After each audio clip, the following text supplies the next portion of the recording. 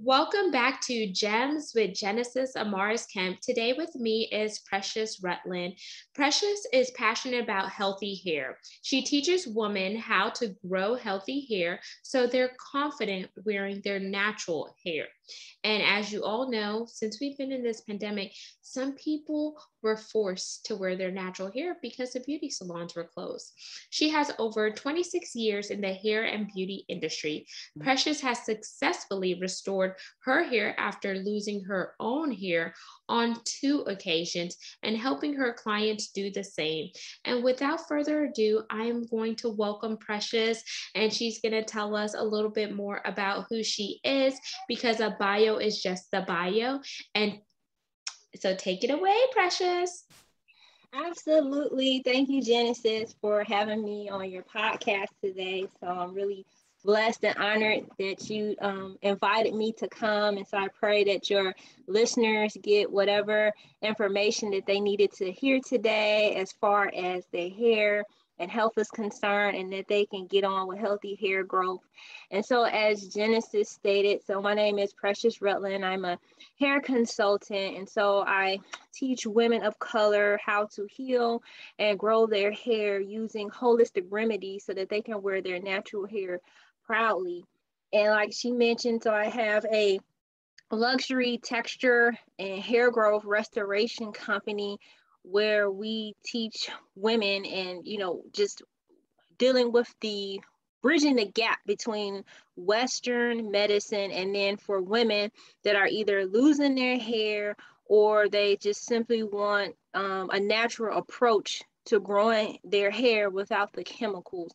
And so being one of those women where I experienced hair loss on 2 occasions, I knew that it was more than just something topical that will get my hair to grow back. Like I tried all that different methods, things didn't work, and then I began to look inwardly and see, okay, I need to get to the root cause because my hair still is not coming back. I'm a young woman. I should not be losing hair, and at that time I wasn't even aware that hair loss could be related genetically. I just knew for me, my body wasn't right. So then I began to look at each and everything that I was doing. And so just from the lessons that I learned, and then getting into the trichology, space, studying the scalp and the hair, having my cosmetology background, and then putting all that together, I'm thinking like, okay, this is what women need to hear. Although they don't want to hear it, this is what they need. And so I began to develop my business and start putting this message out there for women that are really wanting the option to wear the wig or not. Like they still look beautiful either way. So that's where I'm coming in and really teaching women how to heal themselves so they don't really pay attention and start looking or have any correlation that it'll be their body or what's going on internally health wise per se. So they don't help to make that connection between their hair and health. And so that's where I'm coming in. That's what we specialize in, to teach and educate women. Thank you so much for sharing that, Precious. And today's segment is entitled Your Crown Matters. It's so important to fix your crown because if you don't fix your crown, then you're not going to have that confidence that you so desire and want. So embrace your crown, love your crown, nurture your crown. Don't wear it tilted, but fix it because your crown is a part of who you are. You want to look good from the top of your head down to the soles of your feet. And what better way to look good than to have the right crown? And that crown is your hair. Your hair is essential. Women say when they put on their makeup or they fix their hair, they feel good. And, you know, they feel good is because they look good and they're walking in that confidence. So I want to challenge you today is, are you wearing your crown well? Not the way that social media wants you to wear it, not the way that society wants you to wear it, but the way that you want to wear it, because you are a masterpiece and your crown is beautiful. You don't have to manipulate or change your crown to appease others who were never meant to truly validate who you are. So, when you started your hair care journey, Precious, I want you to take us back to what it felt like to lose your hair, and then you're going to bring us home. And the reason why I ask that is because people need to realize that we all go through some struggles when it comes to our hair, whether we do a big chop, whether we shave it all off, whether we lose our hair, or for some women are out there actually battling alopecia and different things, and they're trying all types of things, but then they're not able to see the growth and the progress that they want. So I want to let the women know that it's okay to go through those struggles, because those struggles are a part of your journey, and it's refining you and redefining you to really come into who you are and love yourself unapologetically and love your crown. Yes, absolutely. So at the time when I lost hair, that was like right around I was in cosmetology school and just experimenting. And at that time, I didn't really have a care in the world because I had never suffered from any hair loss. So to me, hair was just hair. It wasn't a big deal. Like I said, I knew what to do to camouflage if something did happen. And at that point, you know, I'm young, thriving, hair growing. So it wasn't no big deal if I lost some hair or overcolored it or cut the wrong piece or wore my weave too tight. Like when that would happen, I just like, okay, well, I gotta let that little area, you know, grow back. I can't touch that, you know, and just think of other different styles, you know, and leave it alone until I can get it to grow back. So I never was like really in any of denial, because I knew that anything at that point that happened to my hair, it was because I did it. Like, it wasn't because I was sick medically, which I get some women can't avoid that, like if you have issues going on with your hair. But, you know, I was blessed at that time in perfect good health, and everything that happened to my hair, it was because of me, my own doing, my own negligence, experimental, what have you. So I didn't have a care in the world. However, so after I got all that, you know, playing out my system and just doing things with my hair, like I said, I, you know, was married, had kids. So I was a, what do you call it? Entrepreneur? Well, it was Mompreneur. parallelpreneur, because I was still working full-time job, you know, going to get hair certifications and, you know, getting my business off the ground. So I didn't have an example. Like, everything that I've done in my business, it was like from me starting it from the ground up. And then so I, you know, doing my thing. And then I had my second son. And so that's when, like, everything, they say after you have your second baby, everything, your body, everything starts happening. And that's true. So, well, it was true for me. So anyhow, at that time, you know, I had stopped the experimental, like, you know, had all that out my system. And then after I had my son, I want to say maybe 9 months, maybe that year, the next year, like, I had lost hair like abruptly. Like, I had I will never forget, I had some Senegalese twists in my hair, and I went to take them out, and it was like the whole like hairline had come out, like it was just broke off, just like ate off. And then I think it was maybe like a little patch like on the side, like was just gone. Like, it was just really fuzzy, just really, you know, just, I was just like, oh, like at that time, I truly felt like what women experience when they experience hair loss. Like, you're very emotional, you're devastated, you're in shock. Like, I can't believe this. And then for me to be a cosmetologist, but then this time I wasn't like doing anything, you know, to make my hair come out. Like, I truly was just doing what I was supposed to do, hair care, maintenance, tying it up, you know, shampooing it, like doing the whole regimen. So at this point, I was like, okay, well, what do I do? And then of course you start Googling, so then and YouTubing. And then so, you know, I'm trying what some of the other YouTubers had done, you know, and then it was, some of it worked, but it was just like I still wasn't seeing that hair growth. And then that's when I ended up getting into buying all these different supplements, buying all these different hair products. And before long, like I had just a drawer full of this stuff, you know, plastic bag, you know, fill it up. And I had to just get a grip on myself and say, stop, Precious, stop. You know, I had to really just stop, because one, it was, you know, eating up my funds, you know, the extra money that I did have. And I'm like, how much more time am I going to continue to keep going buying these serums, keep buying these vitamins? It's not working. Stop. And I really had to stand still and get clear and really start looking into, okay, what have I been doing? When did the hair loss, like I had to just put together my own puzzle piece. And then I had to start looking else, okay, well, what else is going with me? Because hair just doesn't come out be coming out.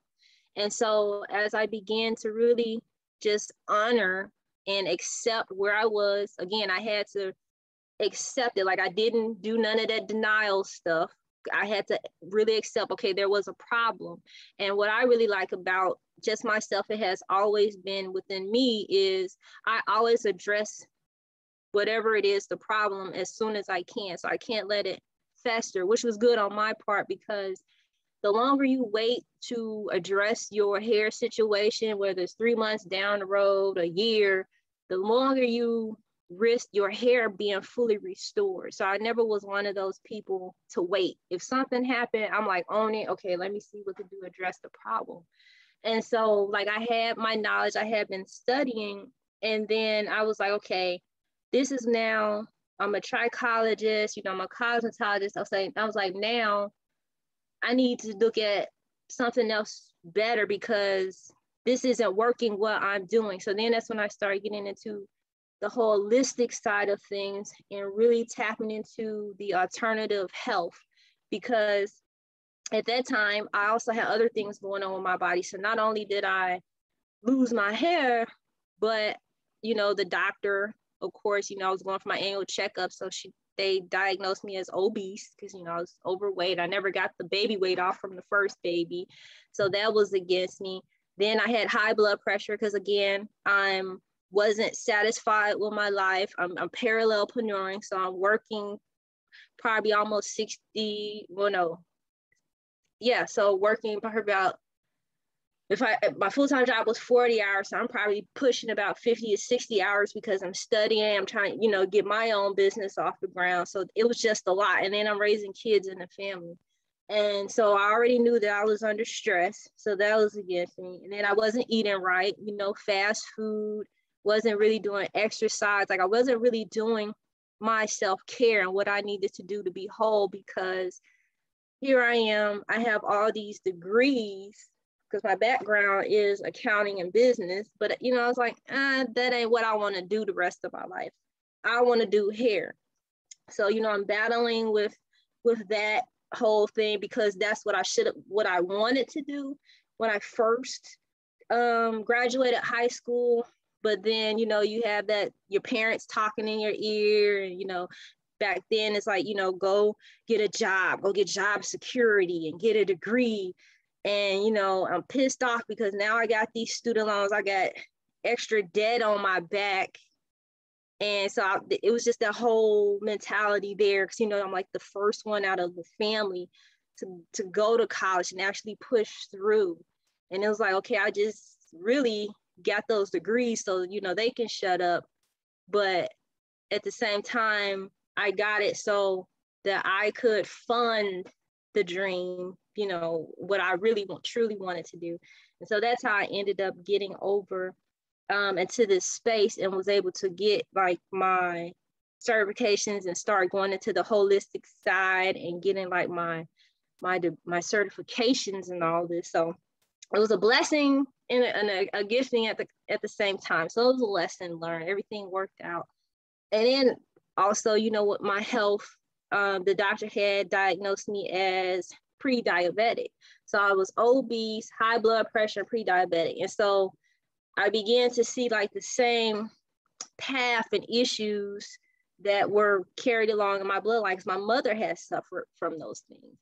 And then the doctor had put me on pressure medication. And once you start, putting yourself on these medications, it's difficult to get yourself off. And so I looked that doctor straight in the face and I told her, I said, you know what, I'll do this for a little bit, but I was like, I'm not going to be on this for a while. I was like, I'm not going to be on this for the rest of my life. And she's like, okay, well, show me. And that's what I did. So that's when I really began to really buckle down and, get strict with myself and doing what I needed to do to get the weight off and really get my blood pressure and just my whole health functioning. So in the midst of me doing what I needed to do, my self-care, eating right, exercising, working on me mentally to heal, generational wounds, things that I hadn't dealt with in the past, that's when the light bulb went off, because as I was healing myself, that's when I noticed like my hair started coming in. Like I was drinking my water, eating healthy. Like I had to switch to, I guess, like plant-based for a little bit, like, and really just watch my, my veggie and meat ratio. And once I started doing that, and I'm looking at my body, my skin looks better, the weight's off. And then like my hair, like it was just coming back in. And that's when I was like, oh my gosh, I'm like, this is the key. And I'm like, how can women not know this? And so that's really been the driving force for me to really get in my business and start really looking at the health and the hair for women. And I was like, that's who my ideal client is. That's who the working woman that I want to talk to, because that's where we are. I'm quite sure there's other women out there like me, and they're working, they have a family, but then yet they have all these other issues that they're battling it, whether they're trying to get that next promotion, they're fixing their hair a certain type of way because they want to be able to go in and look, like you said, good for the job. But at the same time, it's like you got to put on this show, especially being like a Black woman, because you're getting judged by your hair, you're getting just judged by so much things that's going on in society. You have these many messages, and at that time you kind of lose yourself, because again, you're trying to impress people, and of course they kind of define you, because this is all I've seen. If I get, I have the straight hair, and I have my binder, my degrees, I can go get this job. And so that is who I'm talking to, and want to get to that woman, because I was that woman, and I want to show her that there's more than just to your appearance and your hair, and we can help save your hair, and get it back healthy. And that's beautiful, because I feel like once you are well internally, then externally you're well as well. And once you stop putting the compounded pressures of the world onto you, then your body is not breaking down. And when you separate yourself from the rest of the pack, then you really begin to take on your own identity. You really begin to appreciate your own crown. And like for me, I'll give an example. So I spent 12 years in the oil and gas and energy sector, and that's the good old boys, male dominated, ran by Caucasian, or some people say white boys club. And I did not see a lot of women that looked like me. So I was always doing Dominican blowouts because I didn't want to put any chemicals in my hair. So I would go to the Dominicans, get my hair blown out straight. The heat is hot because that's how your hair gets really straight. And they use the round bristle brush. And I'm elaborating for those who may just be listening or watching that not aware of what a Dominican blowout is, they don't use keratin or anything. They just wash your hair really good with the Moroccan oil shampoo or whatever shampoo. They put a good conditioner or a hydrating mask, since it is a lot of heat, so your hair doesn't get damaged or broken off. And then in between doing those, I would do hot oil treatments, because I really wanted to make sure that my hair was getting the proper oil balance, and I didn't want the heat to break off my hair. And then whenever corporate America and I broke up in February this year, I started to wear my hair curly, because I no longer had to look the part. Because sometimes when you work in a corporation, they don't want you to look a certain way, because they know that you're the face that goes to represent the company in front of executives, C-suites, and whatever. But if I was born with curly hair, I should embrace my curly hair. If the Lord or the universe wanted me to have straight hair, I would have came out of my mother's womb and birth canal with straight hair. So I am uniquely me, and I'm now embracing my hair. If I choose to wear it straight, that's my business. If I choose to wear box braids, that's my business. If I choose to wear Santa Claus, that's my business, because I'm doing it for me. I'm no longer doing it for somebody else. And that's why it's so important to embrace your crown and love it. And it's so great, because I could wake up, I could shower, I could do wash and goes. I don't have to worry about, ooh, let me make sure my hair is wrapped. Ooh, let me make sure I don't have any flyaways or anything like, because then that adds pressure onto you as well, because you're constantly trying to manipulate your hair to look a certain way that your hair was not meant for. And so you have to have some versatility with your hair, but you also have to know, okay, what nourishes your hair? What works for your hair type may not work for somebody else's hair type. What works for their hair type may not work for you.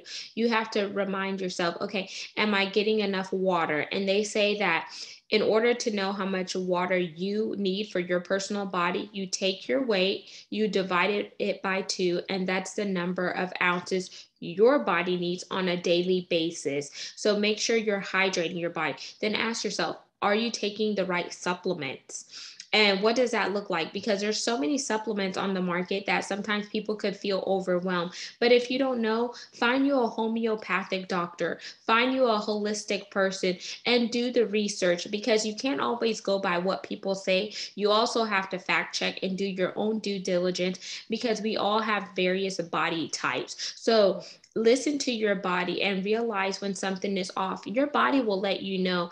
No, if you eat something that does not agree with your body, your stomach may hurt. You may have cramps. You may feel fatigue. You may feel bloated. That's an inclination that maybe that food does not go with your body. So there are all types of signs, and we have to really encourage one another as women to love yourself fully. And loving yourself fully is loving your hair, loving your eyes, loving your eyebrows. But we live in a society where everyone thinks that pretty is what social media looks like, or pretty is what the celebrities are doing. But if you were meant to be a celebrity, you would be operating in that space right now. So stop trying to take on the role of somebody else or take on the vision of somebody else. Be you, be unique, be unapologetically you, and walk into your truths. Love yourself, and you have to love yourself from the top of your crown to the soles of your feet. You have to bask in that.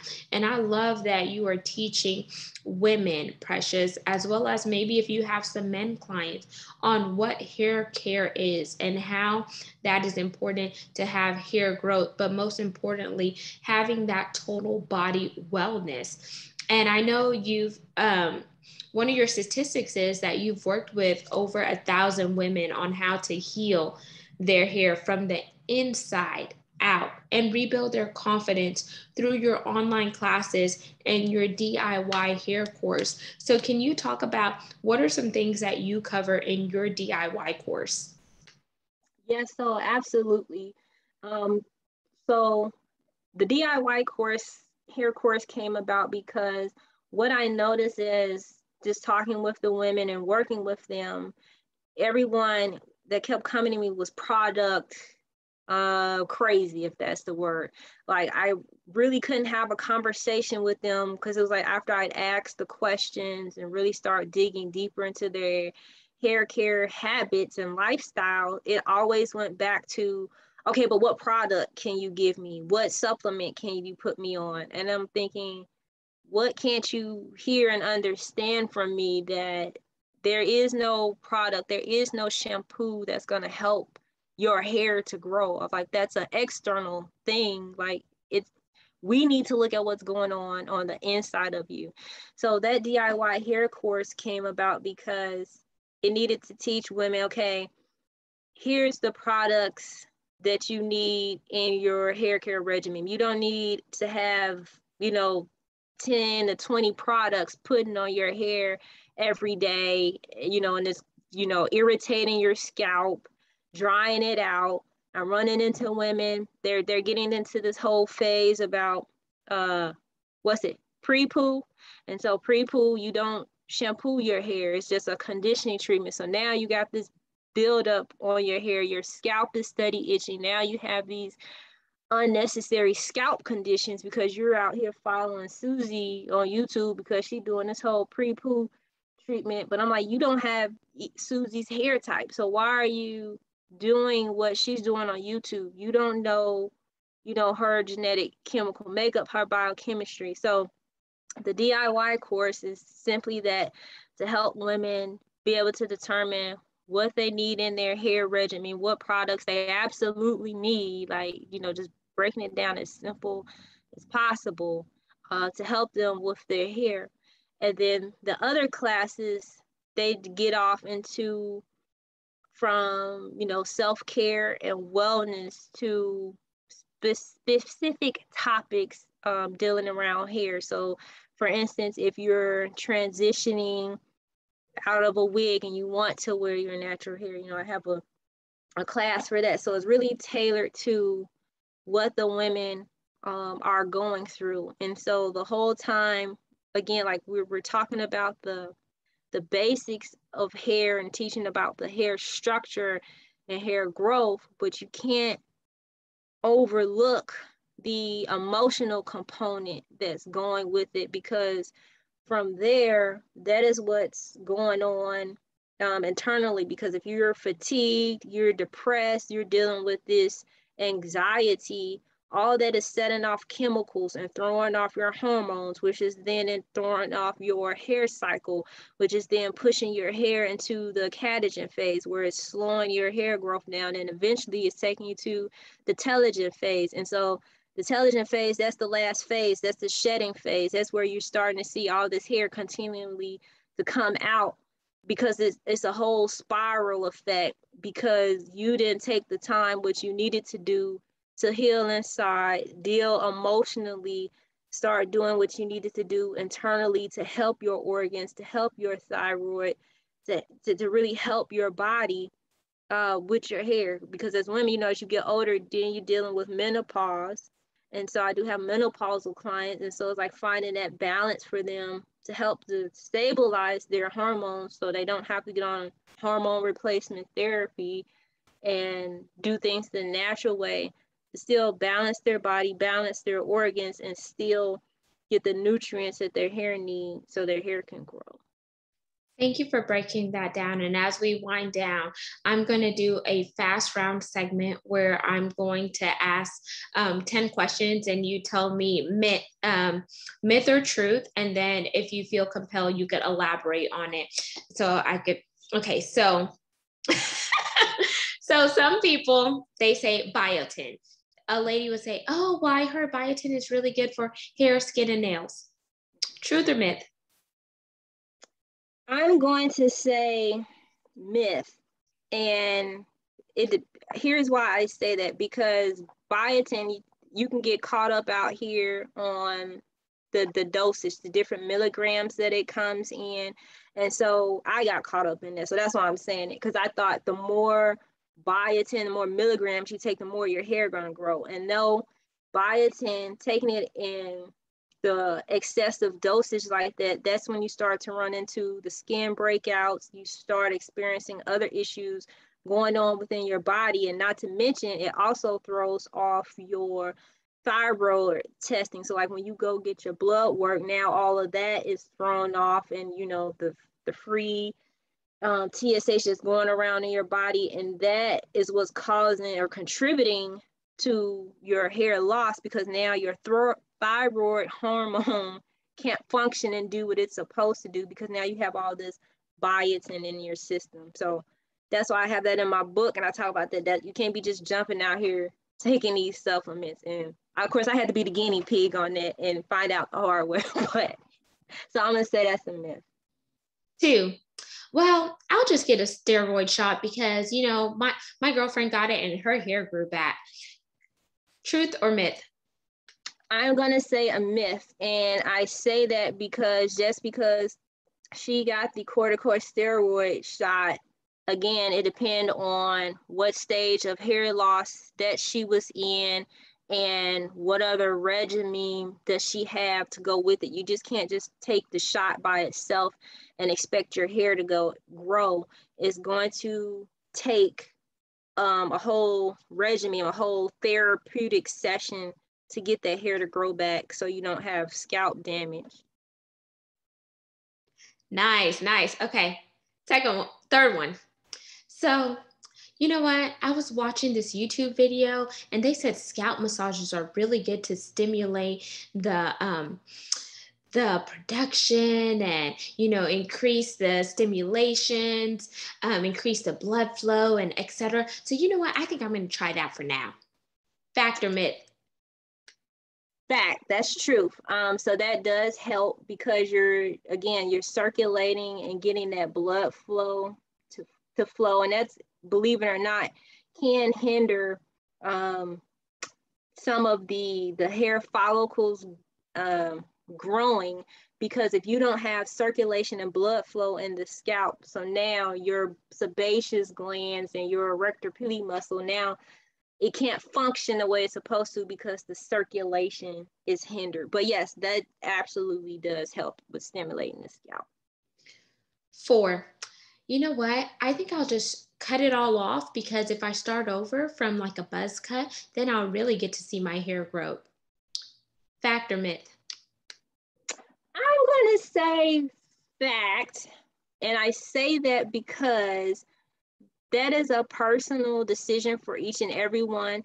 And if you're coming from, you know, those myths and what society has taught you, and you really hadn't learned to really love your natural hair and who you are and what comes out of your scalp, then that may be the best for you in order to really love yourself. And I'm speaking for experience because I was one of those women too, and I ended up cutting my hair several times, really to, one, just to know that I could cut it off and grow it back, but two, to really just connect with myself and begin to love myself overall. So 5, sorry.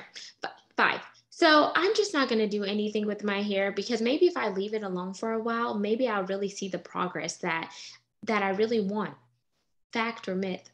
Fact. A lot of women need to do that. I mean, no, seriously, all jokes aside, like that's what it's really going to boil down to, is having patience with your hair. And once you learn how to just persevere, push through, and really see that, you know, you don't have to have all these products, you don't have to be doing all these styles, you don't have to be constantly manipulating your hair, you will see the growth, you will see the progress, because now you can decide, okay, well, this ain't even, you know, working for my hair, so why was I doing it? And then when you go back to doing, you know, what you were doing before, then you can really see like, okay, why was I doing this? Because when I started back doing this, now my hair breaking off, but when I wasn't, it was growing and thriving. So some people, they kind of, you know, not kind of, they're hard-headed, so they won't believe it till it actually happened. So yes, that's definitely fact. 6, maybe it's the products that I'm using in my hair. You know what? I think I'm going to take these back to Sally's, since, you know, I haven't used that much. I still have 3/4 to halfway, and then I'll just get another product, and, you know, then I'll try that and see if my hair grows. Fact or myth? I'm going to say myth, and I know some people may disagree with me, But I mentioned it earlier. Again, it's not the product that's going to help your hair grow. It's going to be dealing internally. Because if you can give yourself the nutrition that you need and provide the proper environment for your hair bulb, for your blood to get the right nutrients and vessels to your hair follicles, then you will see the hair growth. So again, I'm gonna ride with what I said earlier. I'm sticking to it. It's not gonna be hair products. So I'm gonna say myth. Nice. Okay. 7. I think I'll just go to the dermatologist because, the dermatologists, they really know about skincare. And, my scalp is part of my skin, and I'm going to see what they have to say. Fact or myth? I would say fact. And I say that because when you're experiencing different scalp issues or you're having, bald spots on your head, you definitely need a hair team. So whether you come to a trichologist or a dermatologist, you need to get in someone's chair. Again, the dermatologist, they can do scalp biopsies for you, and they can really give you the true diagnosis that you need, and tell you, hey, is this CCCA, is this frontal fibrosing alopecia? So they can help you to get down to the bottom of it, and then you can come in with your other team players like me and hairstylists, and we can help create that regimen that you'll need, both externally, styles, but then looking on the inside to what you need to do to help to get your nutrients in your body. 8.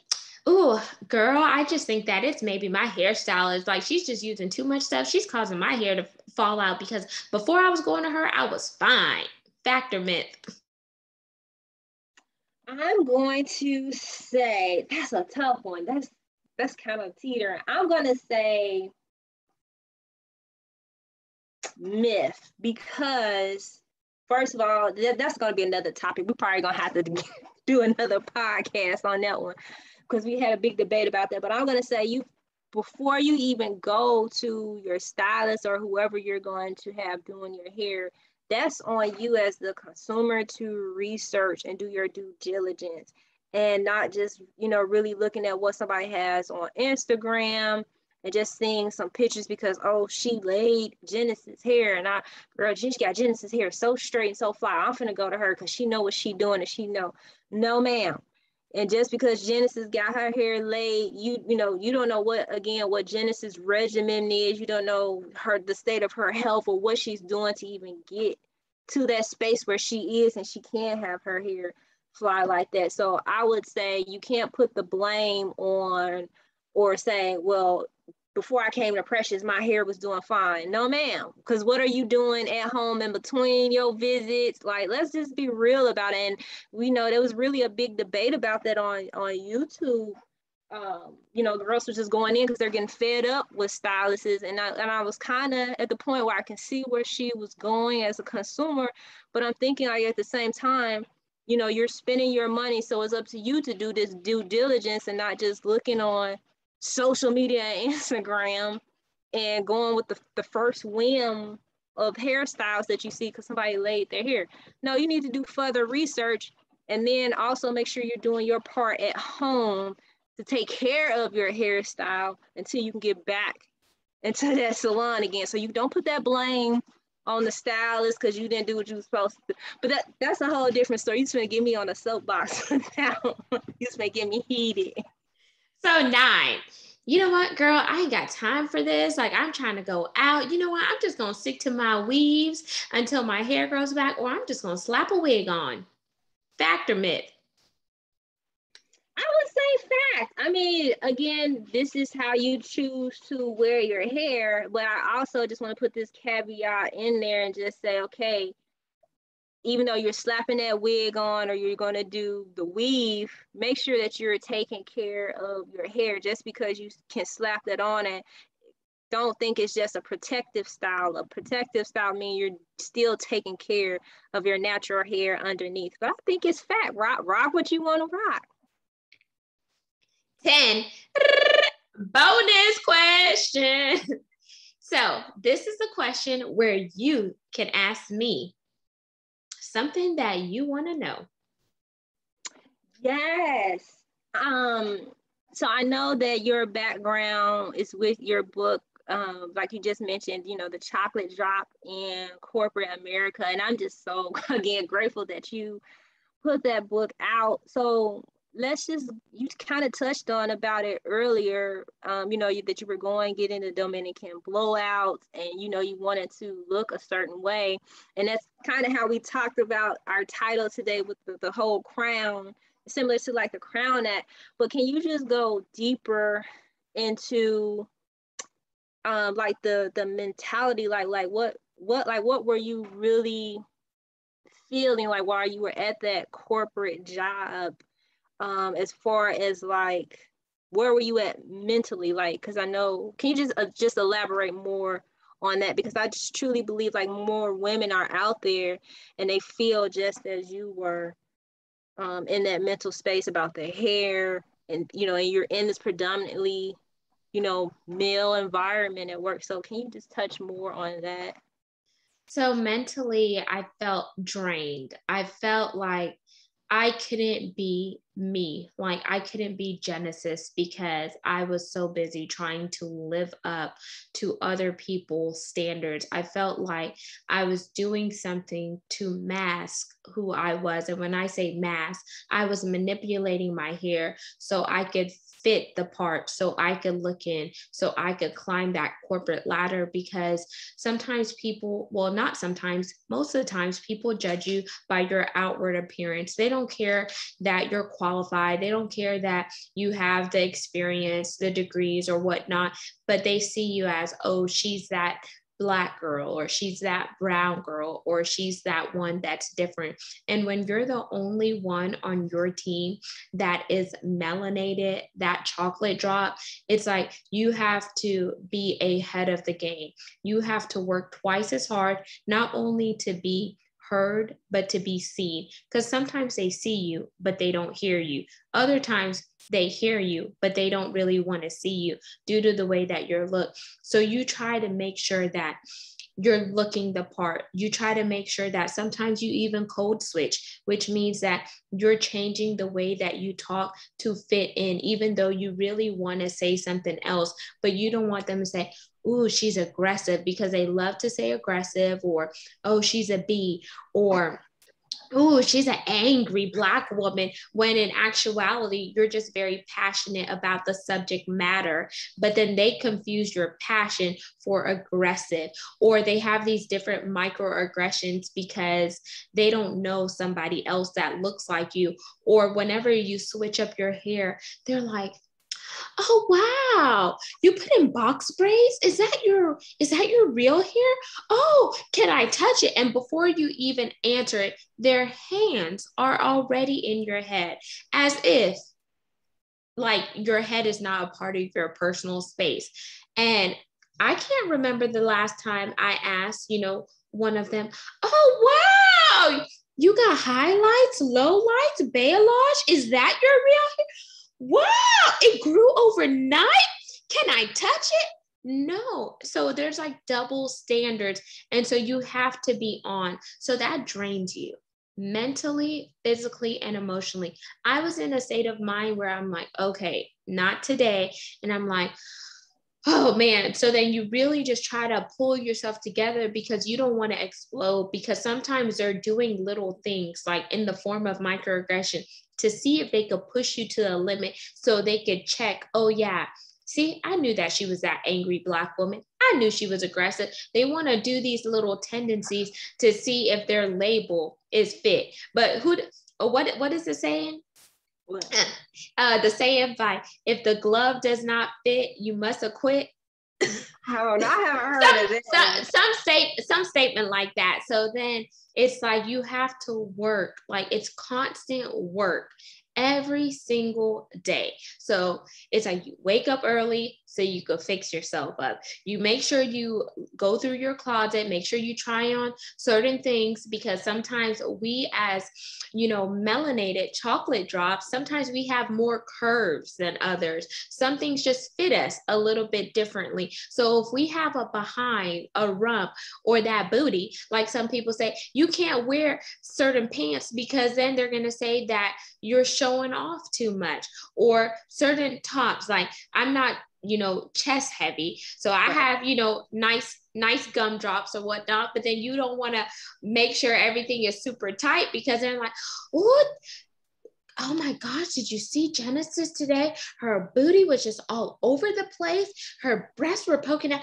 I don't even think that's a work appropriate. So then they're calling you in the office. Genesis, I just want you to be mindful of what you wear, because it's bringing a little bit of unwanted attention. So just next time, just watch that. But then you see a girl over there and her skirt is way above her knees. And why would she climb the stairs with that? Because then you can see all her assets hanging out. And it is just ridiculous. So it's like these double standards. All of that is a part of the way that I was feeling, because I'm like, did she really call me into the office to talk to me about my dress code? There is nothing tight around it. I can show you tight. I can show you skin tight. These are not skin tight. This is New York and Company. This is this size. Like, and I could show you, like, if you don't want my hair to look professional, I can show you what my hair doesn't look like when it's blown out. And we could really talk about if that's professional for you or not. So there's all types of things that get you to a point where you're so weighed down, where you have to wake up and smell the coffee and say, enough is enough. I am tired of this double standard. I'm tired of the microaggressions, and I'm tired of this political stuff, because it's always political. There's always, they always have politics in the office. They always have a way to try to divide the people, and they always have a way to make it feel as if you're the problem, when in actuality, they're the problem, because they're not educating themselves on other people's races, other people's religion, because there are some women who have to wear the hijab because that's their religion. They're not educating people on so many things. But then whenever you call them out on something, they're like, no, that's not what we meant. And I'm like, yes, that's what you meant, because you didn't do your research and your due diligence. So that was a long way. There's more to unpack, but we will definitely have to have another segment.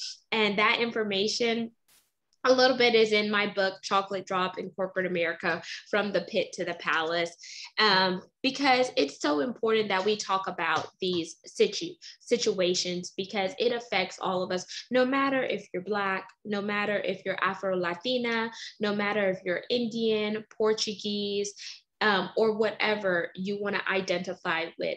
We have all faced some type of microaggressions. We have all battled with our personal crowns, which is the hair on our head, because we're always trying to do something to just fit in, whether it's highlights, lowlights, balayage, Dominican blowouts, dreads, locks, because some people say, oh, I don't have dreads, I have locks because my head is not a dread, or whatever the case may be. Wear your crown to suit you. Don't wear your crown to suit somebody else. And Precious, I know we went over the time commitment, so I want you to close us out with saying once again who you are, how the listeners and viewers can connect with you on social media, and leave your personal contact information so they can reach Precious Rutlin.